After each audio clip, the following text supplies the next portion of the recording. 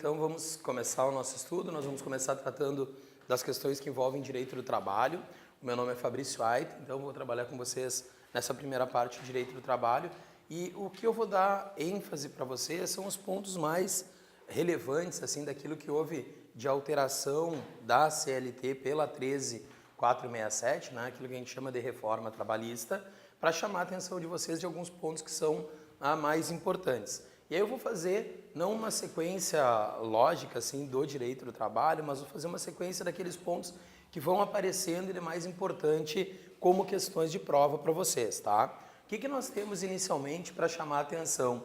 Eu vou colocar para vocês uma referência em relação a um ponto que houve de alteração na legislação trabalhista e que merece cuidado e que seria um ponto bem no comecinho da CLT que foi alterado. A disposição do artigo 4º da CLT, e até eu vou sempre fazer aqui para vocês a indicação em relação ao artigo que foi alterado ou o ponto que foi acrescentado, para que na própria revisão do estudo de vocês já busquem essas questões pontuais, tá? Para não ficar tendo que buscar em doutrina e vai direto na legislação, porque obviamente a prova de vocês vai ser com o texto da CLT ou quando muito com alguma súmula do Tribunal Superior do Trabalho. E quando eu falo texto da CLT, eu me refiro ao texto da Lei 13.467, porque ela toda está incorporada ao texto da CLT. Então, o primeiro ponto que eu chamo a atenção é o artigo 4º da CLT, alterado pela Lei 13.467, no que diz respeito ao tempo à disposição. A gente sempre teve uma determinação do artigo 4º que leva em consideração que o tempo à disposição do empregador, o tempo à disposição integra a jornada de trabalho do empregado. E uma questão que sempre se tratou com muito cuidado era aquele tempo que o empregado aguardava dentro da empresa no final da jornada de trabalho, que era tratado especialmente pela súmula 366 como tempo residual. Vejam, o que era o tempo residual? O tempo residual era o tempo residual era o tempo que o empregado aguardava lá na empresa após a sua jornada de trabalho, tirando o uniforme, fazendo a sua higiene pessoal, fazendo um lanche, que nos termos, e aí eu vou chamar a atenção de uma súmula do TST, nos termos da súmula 366 do TST, esse tempo integrava a jornada de trabalho. Então, se a gente pensar na jornada de trabalho do empregado, que é um elemento importante para o direito do trabalho, né? O que nós vamos ter? Nós tínhamos que a jornada de trabalho, ela iniciava no momento que... Vocês querem ligar o ar-condicionado? Acho que não está ligado aqui. Está calor, né? É que eu... Tá, porque eu tenho duas coisas que eu tenho bastante. Que gordo sempre tem, é fome e calor. Eu só tenho mais fome e mais calor. Então, se vocês quiserem ajeitar aí, não sei se está... Ou diminui um pouquinho a temperatura pra gente aí, tá? Beleza, obrigado. E vocês fiquem à vontade, o ar-condicionado normalmente é polêmico assim nas aulas, né? Uns querem mais frio, uns querem mais... Vocês controlem aí, tá bem? Bom, então, como eu falava para vocês, o que vem a ser a jornada de trabalho do empregado? A jornada de trabalho, ela é o tempo que o empregado vai estar à disposição do empregador. Quando é que começava a jornada de trabalho? Bom, começa a jornada de trabalho no momento que o empregado, e eu diria assim para vocês até, no momento que o empregado passou pelo portão da empresa, já iniciou a jornada de trabalho desse empregado. Isso é um ponto que logo adiante a gente vai ver também que foi alterado. Passou pelo portão da empresa, começou a jornada de trabalho, especialmente se entre o portão da empresa e o local de trabalho, o empregado gastava mais de 10 minutos por dia. Hoje, a gente já não tem mais essa referência. Por quê? Porque hoje a jornada de trabalho vai iniciar quando? Vai iniciar no local de trabalho. Agora, ainda que a gente diga isso, que a jornada de trabalho ela inicia no local de trabalho do empregado, se o empregado, ele, por determinação da empresa, ele tem que chegar antes, ele tem que, por exemplo, passar pelo vestiário, ele tem que passar por um outro local, aí no momento que esse empregado está à disposição do empregador, iniciou a jornada de trabalho desse empregado.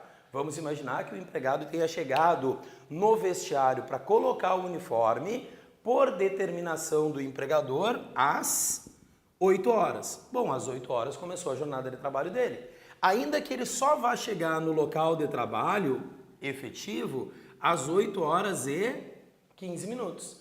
Aí vamos imaginar que esse empregado tem uma jornada normal de trabalho, que ele trabalha aqui na 4 horas, aí ele vai ter o seu intervalo e aí ele vai trabalhar mais 4 horas, 8h15, 9h15, 10h15, 12h15, vamos imaginar que ele trabalhe das 8h15 até as 12h15.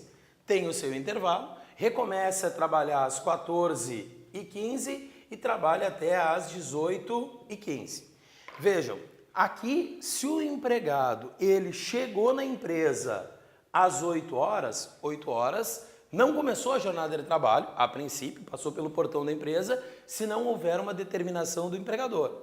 Se houver a determinação do empregador para que ele vá até o vestiário, por exemplo, aqui nós temos o quê? Tempo à disposição.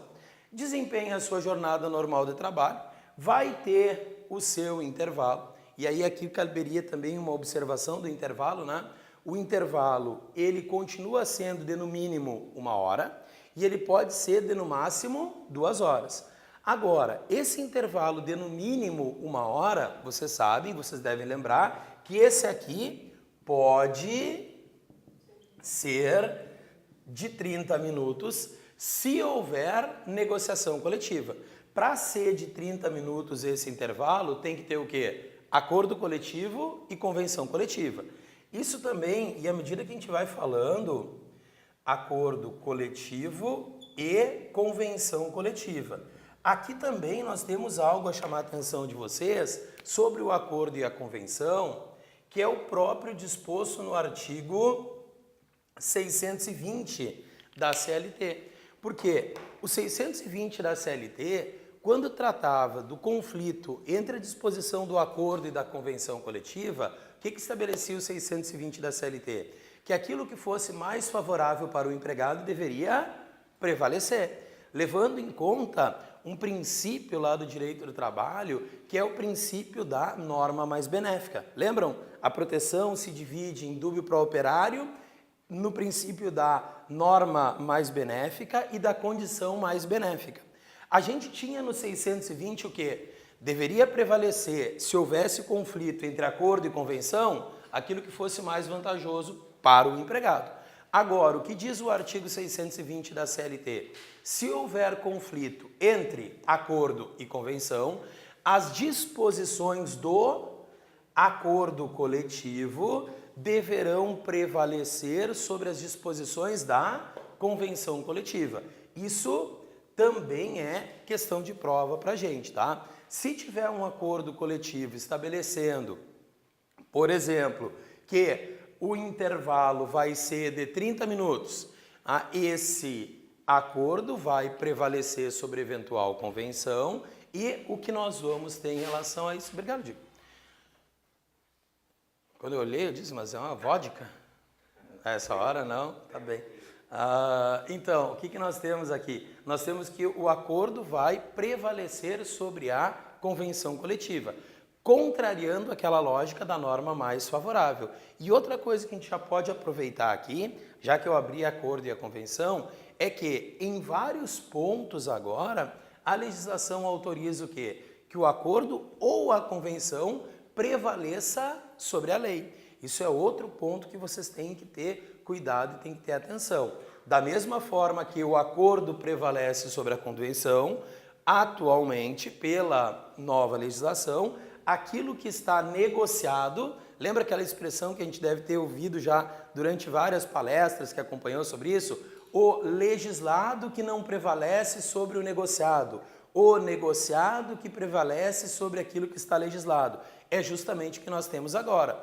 Aquilo que for objeto de acordo, aquilo que for objeto de convenção, vai ter prevalência, prevalece sobre o quê? Sobre a lei. Então, aquilo que está no acordo, aquilo que está na convenção, em vários pontos que depois a gente pode ver, prevalece sobre a lei. Mas bem, eu vou fazendo esses parênteses, vamos dizer assim aqui, mas vou retomar o ponto, tá? Que é o quê? O empregado chegou na empresa, está à disposição, começou a jornada, o local de trabalho é onde deve realmente iniciar a jornada de trabalho, mesmo que esse empregado possa, então, ter chegado antes. Aí ele tem um intervalo que eu coloquei aqui para vocês e ele encerra a jornada de trabalho. Onde é que nós tínhamos o chamado do tempo residual? O tempo residual era o quê? É esse tempo no final da jornada de trabalho que pela súmula 366 do TST, o empregado permanecia na empresa fazendo a sua higiene, o empregado permanecia na empresa retirando o vestuário ou o uniforme, né, que fica mais adequado, ou ainda o empregado permanecia na empresa fazendo um lanche. O que nós temos agora é que esse tempo residual, como regra, não faz parte da jornada de trabalho. Olhem, por favor, o artigo 4º, pessoal. Ele é extenso, mas ele traz aqui, especialmente no parágrafo 2º, o seguinte, olha só.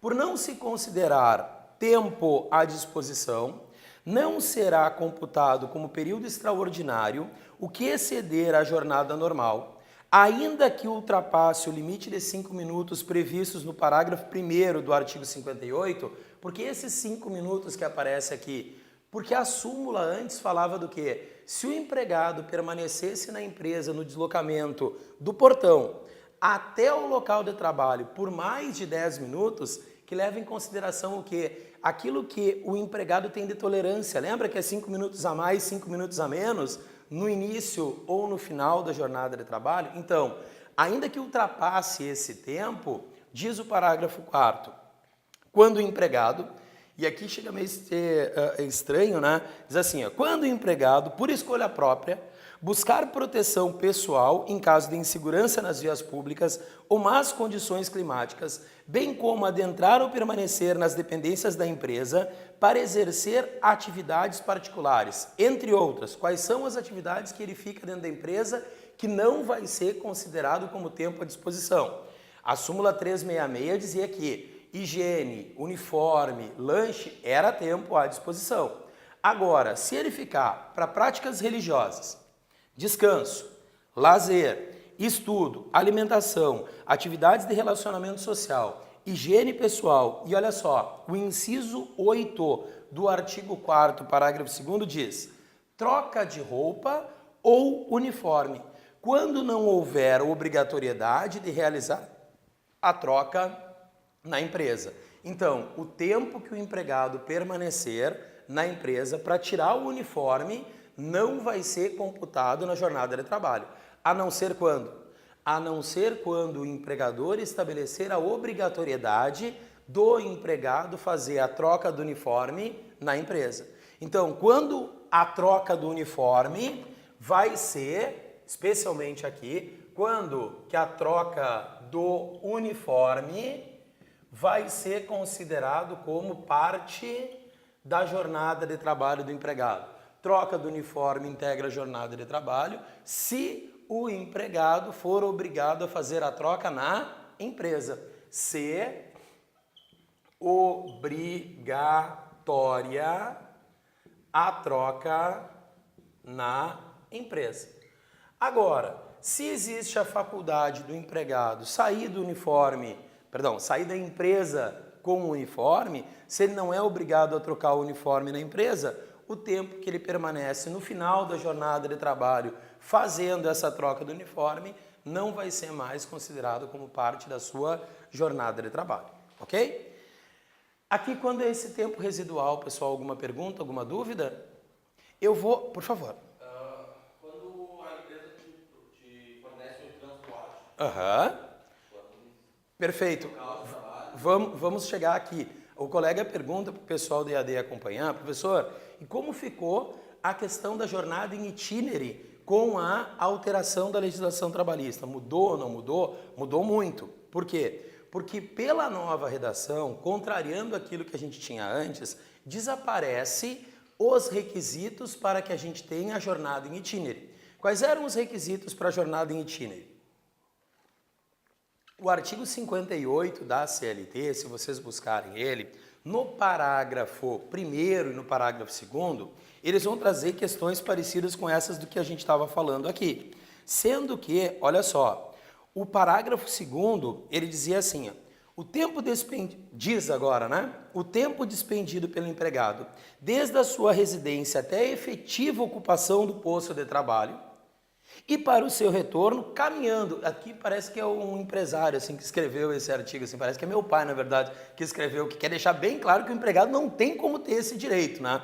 Ele diz assim, ó, desde sua residência até a efetiva ocupação do posto de trabalho para o seu retorno, ele já disse que o tempo despendido pelo empregado, desde sua residência até a efetiva ocupação do posto de trabalho para o seu retorno, caminhando ou por qualquer outro meio de transporte, inclusive o fornecido pelo empregador, não será computado na jornada de trabalho, por não ser tempo à disposição do empregador. Então, qual era o requisito que a gente tinha antes, no mesmo artigo 58, parágrafo 2º, reforçado lá pela súmula 90 do Tribunal Superior do Trabalho? Para ser considerado como jornada em itinerary, a empresa tinha que fornecer a condução para o empregado. Então, a empresa forneceu a condução. Até a gente pode colocar aqui, ó. Eu vou, por vezes, com vocês aqui, colocar como era e o agora, tá? Como era? Era pautado pelo quê? O empregador, a empresa, tinha que fornecer a condução para o empregado. Além da empresa fornecer a condução, tinha mais uma condição. Essa empresa fornecer a condução e essa empresa estar em local de difícil acesso e ou sem transporte público. Então, se a gente tivesse a acumulação dessas duas condições aqui, a empresa forneceu a condução para o empregado e essa empresa está num local de difícil acesso e ou sem transporte público, o tempo de deslocamento era jornada em itinerary. Agora, não existe mais, sem o que a gente poderia chamar de jornada em itinerary. O que o empregado pode eventualmente reclamar vai ser o quê? Se houver uma determinação do empregador para que ele faça algo antes da sua jornada de trabalho que possa ser considerado como tempo à disposição. Eu até acredito, tem muitas pessoas que falam da questão da reforma trabalhista diminuir o número de ações na Justiça do Trabalho, tá? Não sei até que ponto isso vai acontecer, porque agora a gente tem uma questão nova para discutir. Não existem mais dois requisitos para as horas em itinerary. Quais eram os requisitos?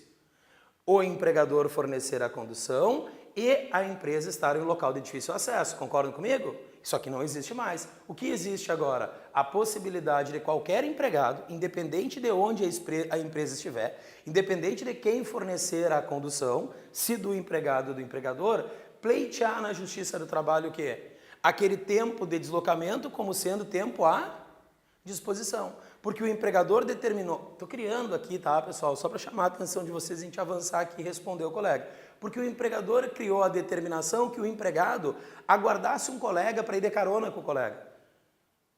Então, se o empregador determinou que o empregado aguardasse o colega para ir de carona com o colega, e o empregado todo dia tinha que fazer isso, ele estava à disposição antes de iniciar a sua jornada de trabalho. E como não mudou que a jornada de trabalho é tempo à disposição, o que desapareceram foram o quê? Foram os requisitos para hora em itinerary. Esses não existem mais. O que não significa que a hora em itinerary tenha desaparecido. O que é a hora em itinerary? É o tempo do deslocamento da empresa até a casa ou da casa até a empresa. Até porque, veja, se o empregado sofreu um acidente nesse percurso, é ou não é acidente de trabalho? É acidente de trabalho para fins de previdência social. Por quê? Porque esse empregado vai ter, inclusive, a estabilidade de um ano após o término do benefício, como determina o artigo 118 lá da Lei dos Benefícios. Mas, veja, o que o senhor perguntou que é, professor, e esse tempo no deslocamento? Esse tempo do deslocamento, nos termos daquilo que a gente tinha com 2 requisitos, não existe mais, ok? Mas, professor, a parte que fala ali sobre se não tem transporte público, não tem coisa, não tem uma meia hora que a pessoa pode utilizar ainda? Não existe mais? Não sei do que a senhora está falando, do que seria. Por exemplo, se não é transporte público para eu chegar até essa empresa, eu tinha lido alguma coisa que parece que ainda tu teria aqueles 30 minutos, alguma coisa assim, não tem? Né? 30 minutos. Não, era alguma coisa relacionada a isso ali. É, não. Por exemplo, não tem transporte público para eu chegar. Eu quero Não. que a empresa me manda trabalhar, por exemplo, a 1 hora Veja, da manhã, não tem transporte. não, o que acontece é o que o empregador continua tendo a obrigação de fornecer o transporte para o empregado. Sim. O colega faz uma pergunta para o pessoal do EAD, entendendo, né? Faz uma pergunta pontual em relação a 30 minutos em local que não tenha transporte público. Veja, não há nenhuma determinação nesse sentido. O que continua a legislação determinando é o quê? O empregador tem que fornecer a condução do empregado. E ele faz isso a partir do Vale Transporte. Nos locais que não tem o transporte, pode ser ajustado em acordo, pode ser ajustado em convenção, mas na legislação não tem nenhuma observação quanto a isso. Nunca houve. O que pode acontecer é o que? Em acordo ou convenção coletiva, de repente a senhora viu para uma determinada categoria. Não, mas aí é para acordo ou convenção. Para nós aqui, que vamos nos preocupar com a legislação para a prova, não existe essa... Não é que não existe mais o horário em itinerário. Aquela determinação que a senhora falou... Não. Computa quando? Quando é que vai ser a jornada de trabalho? Quando...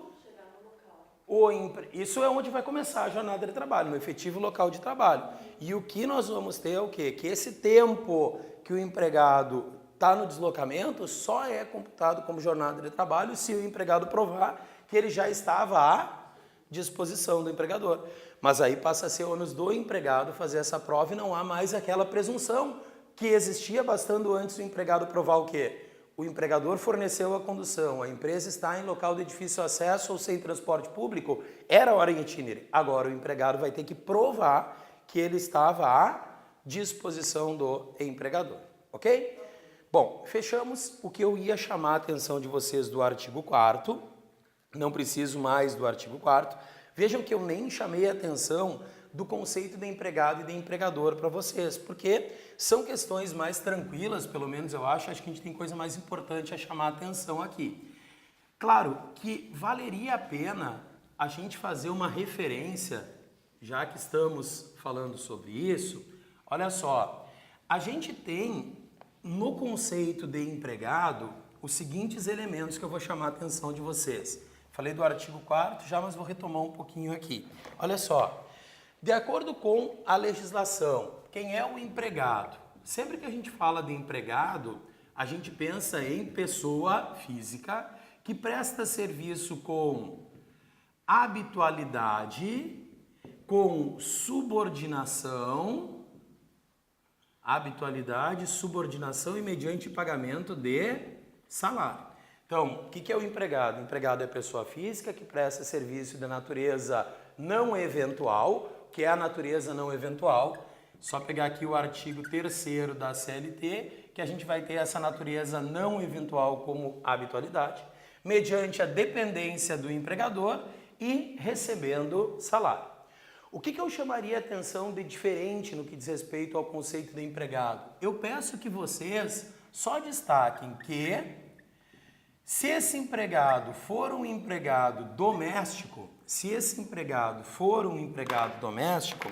ele vai continuar sendo pessoa física, ele vai continuar com subordinação, ele vai continuar com salário, e no que diz respeito à habitualidade, que é uma característica de todo empregado, para o doméstico nós vamos definir a partir da própria lei que regula o doméstico, e aí não é da lei que alterou a CLT, que para ser empregado doméstico tem que prestar serviço para pessoa ou família em âmbito residencial, numa atividade sem finalidade lucrativa, por mais de 2 dias por semana.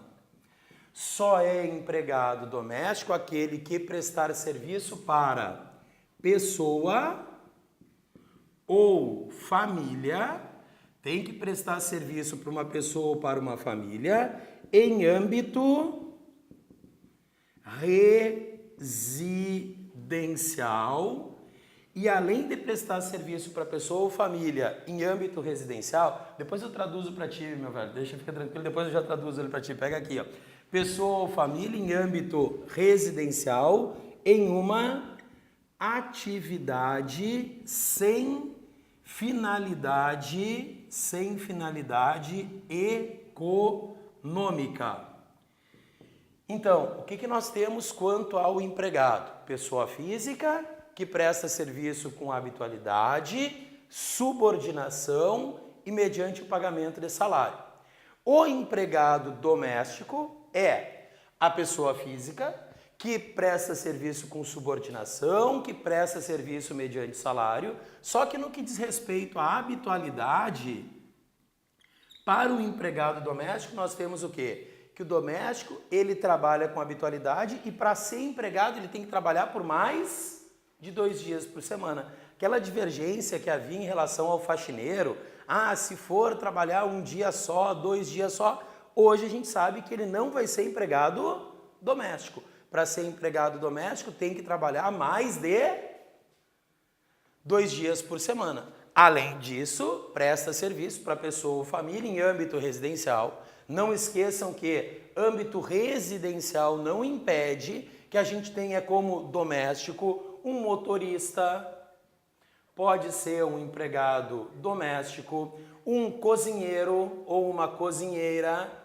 pode ser empregada doméstica, enfim, um jardineiro. Por quê? Porque o doméstico não é só a empregada doméstica, é toda aquela pessoa física que presta serviço por mais de 2 dias da semana para uma pessoa ou família em âmbito residencial, numa atividade sem finalidade lucrativa, sem finalidade econômica. Então, o empregado doméstico se define dessa forma. Agora, quando a gente fala de empregado, é automático a gente já falar de quem? Do empregado e do empregador. O empregado, conceituado pelo artigo 3º da CLT. O empregador, pelo artigo 2º. Empregador caracterizado como empresa, que tanto pode ser uma empresa individual, como pode ser uma empresa coletiva, ou pode ser, conforme vocês podem destacar no artigo 2º, no parágrafo 1º, pode ser uma empresa por equiparação.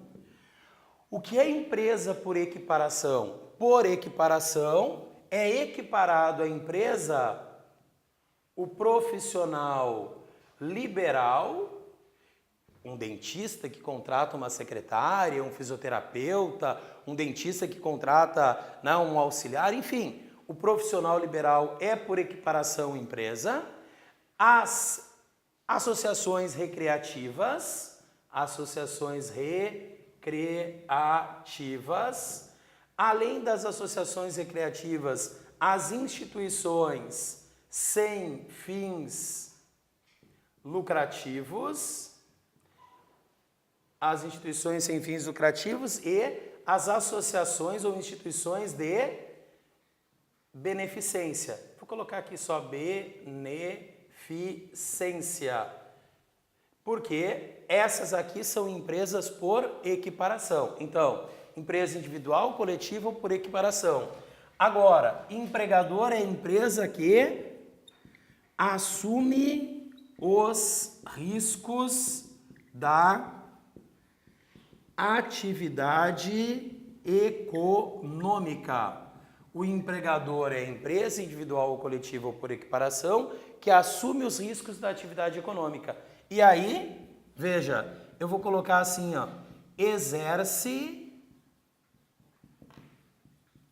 poder de direção. O que é o poder de direção que o empregador exerce? É o empregador que admite, é o empregador que dirige e é o empregador que assalaria. Então, isso, artigo 2º, conceito do empregador. Aqui, o artigo 3º, o conceito do empregado. Quando de um lado a gente tiver o empregador e do outro lado a gente tiver o empregado, aí a gente vai ter vínculo empregatício. O empregado doméstico tem todas as características aqui do empregado, só com essas peculiaridades que eu coloquei para vocês, ok? Onde é que tu queria? Já conseguiu? Beleza, isso era para ser transporte público, né? É que tu perdeu a tradução simultânea aqui, o closed caption.